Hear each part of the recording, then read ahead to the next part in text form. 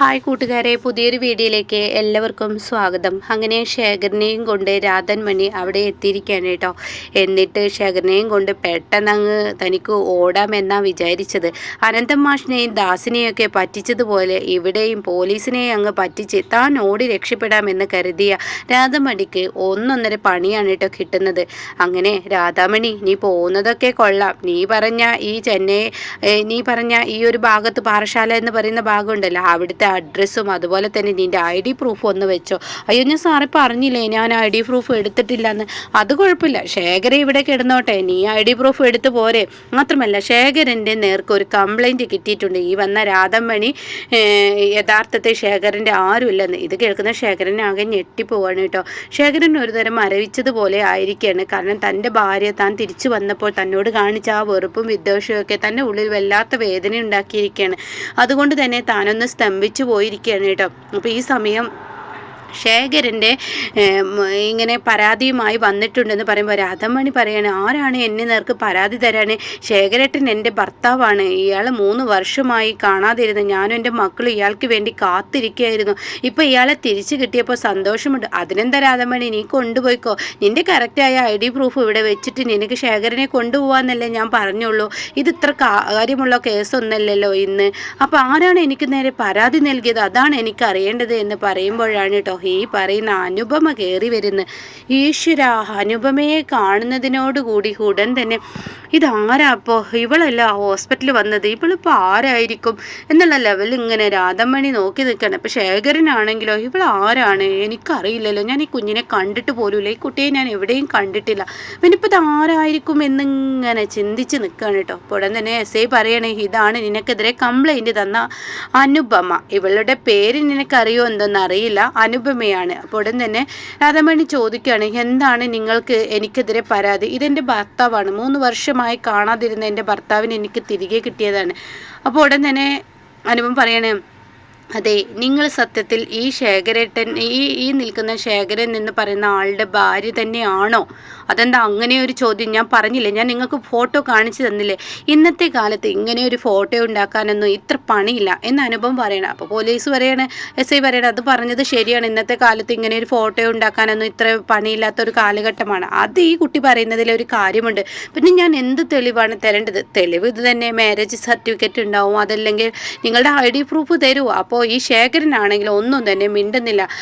നീ പറഞ്ഞല്ലോ അങ്ങേർക്ക് പ്രതിഷേധമാണ്, അങ്ങേർക്ക് ഞാനും അങ്ങേറുമായി ചെറിയൊരു വഴക്കിലാണെന്നൊക്കെ, എന്നാൽ ഇയാൾക്ക് എന്തെങ്കിലുമൊക്കെ പറയാനുണ്ടല്ലോ, ഇയാളൊന്നും പറയുന്നില്ല. അപ്പം അനുപമ പറയാണ്, എങ്ങനെ പറയും, ഇത് ഭാര്യയല്ലല്ലോ, ഒരാണായി കിടക്കുന്ന ഇവർ, ഞാനാണെന്നോ? എന്താ നീ പറഞ്ഞത്? അതെ, ഇത് രാധാമണിയല്ല, ഇത് രാധൻമണിയാണെന്ന് പറയട്ടോ. ഇത് കേൾക്കുന്നതിനോടുകൂടി രാധൻമണി ഒന്ന് ഞെട്ടിപ്പോവാണ്. ഈശ്വര, ഇവിടെ എങ്ങനെ എൻ്റെ പേര് കണ്ടെത്തിയെന്ന്. അപ്പോൾ ഉടൻ തന്നെ SI പറയണേ, ശരിയാണോ? അപ്പോൾ ഉടൻ തന്നെ ഈ രാധാമണി പറയണേ, ഞാൻ പെണ്ണല്ല, ഞാൻ ആണാണെന്ന് തെളിയിക്കാൻ തൻ്റെ കയ്യിൽ എന്തെങ്കിലും ഒരു പ്രൂഫ് ഉണ്ടോ എന്ന് ചോദിക്കുകയാണ്. അപ്പോൾ അത് കേൾക്കുന്ന അനുപമ പറയണേ, ഉണ്ട്, എൻ്റെ കയ്യിൽ പ്രൂഫൊക്കെ ഉണ്ട്, നിങ്ങൾ എവിടുത്തെ ആളാണെന്നോ നിങ്ങൾ എന്താണെന്നോ ഒക്കെ എനിക്കറിയാമെന്ന് പറയട്ടോ. അപ്പോൾ ഇത് കേൾക്കുന്നതിനോട് കൂടി ഉടൻ തന്നെ പേടിച്ച് വിറച്ചിങ്ങനെ നിൽക്കുകയാണ്. അപ്പോൾ അനുപമ പറയാണ്, ഇയാൾ ആ ഹോസ്പിറ്റലിൽ വന്ന് ചുറ്റിക്കളിച്ചതും ഈ പറയുന്ന ശേഖരൻ എന്ന് പറയുന്ന ഈ ആളെ പേടിപ്പിച്ച് വരച്ച് നിർത്തുന്നതൊക്കെ ഞാൻ കണ്ടതാണ്. ഇയാൾ ഒരു ഗുണ്ടയാണ്, ഈ ഇന്ന സ്ഥലത്ത് നിൽക്കുന്ന ഒരു ഗുണ്ടയാണ്, പേര് ഇയാളുടെ രാധൻമണി എന്നാണ്. SI ആയ നിങ്ങളോട് ഞാൻ പ്രത്യേകിച്ചൊന്നും പറയണ്ടല്ലോ, ഇതാണ് ഇയാളുടെ യഥാർത്ഥ ഫോട്ടോ എന്ന് പറഞ്ഞിട്ട് ഫോട്ടോ അനുപമ കാണിച്ചു കൊടുക്കാൻ കേട്ടോ. അപ്പോൾ SI ചോദിക്കാൻ, നിനക്ക് എങ്ങനെ ഈ തെളിവുകളൊക്കെ കിട്ടിയെന്ന് ഇങ്ങനെ ചോദിക്കുന്നുണ്ട്. അപ്പോൾ ഉടൻ തന്നെ ആ ഒരു രംഗം ഇങ്ങനെ കാണിക്കാൻ കേട്ടോ. അതായത് ധനൻ ചേട്ടനെ കണ്ടത് കേട്ടോ. ധനൻ ചേട്ടനോട് സഹായമായി വീണ്ടും അനുപമ ചെല്ലുകയാണ്. ധനൻ ചേട്ടനെ ഇതിൽ നിന്ന് ഞാൻ രക്ഷപ്പെടുത്തി തരാം. ഇപ്പോൾ വന്നിരിക്കുന്നത് യഥാർത്ഥ ഒരാളല്ല, ആ ആൾ മുഖേന നമ്മളൊക്കെ കുടുങ്ങും.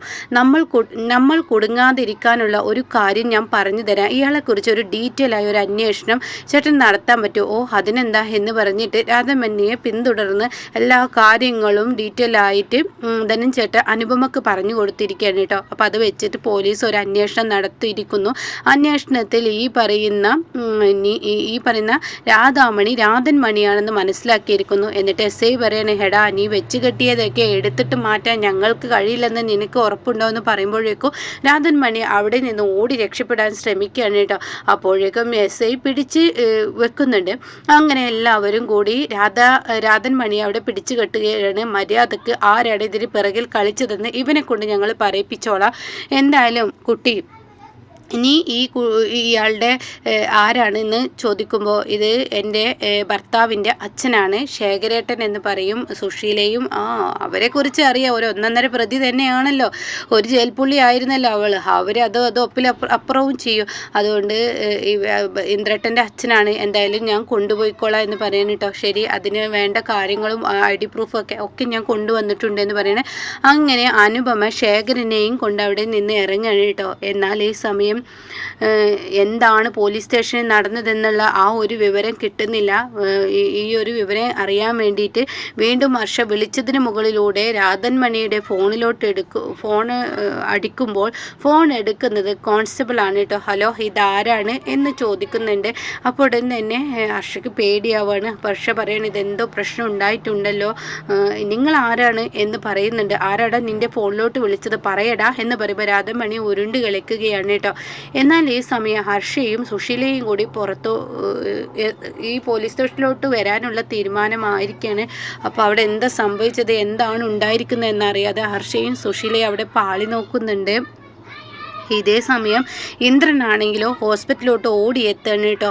ഈ കുഞ്ഞമ്മ പറയുന്നതിലൊരു സത്യമുണ്ട്, അനുപമ എനിക്ക് വേണ്ടി ത്യാഗം ചെയ്യുന്നെങ്കിൽ തീർച്ചയായും കാണേണ്ടിയിരിക്കുന്നു എന്ന് പറഞ്ഞിട്ട് റൂം നമ്പർ അന്വേഷിച്ച് അങ്ങോട്ടേക്ക് പോകുമ്പോൾ സിസ്റ്റർ പറയാണ്, അതിൻ്റെ യഥാർത്ഥ ആൾ വന്ന് കൊണ്ടുപോയല്ലോ, അവരുടെ ഭാര്യ അവരെ കൊണ്ടുപോയി എന്ന് പറയണേ. അപ്പോൾ ഉടൻ തന്നെ മനസ്സിനൊരു വേദന തോന്നുകയാണ്.